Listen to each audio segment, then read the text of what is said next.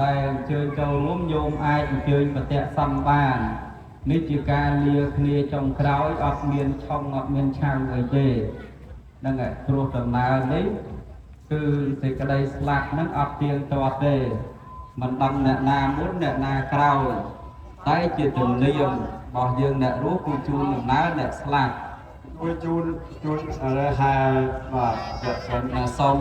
ព្រះអង្គកាន់ភ្លើងដើរបន្ទាប់លោកអង្គម្ចាស់ហ្នឹងហើយយោមដើរឲ្យបានស្អាតព្រោះមានកាមេរ៉ាថត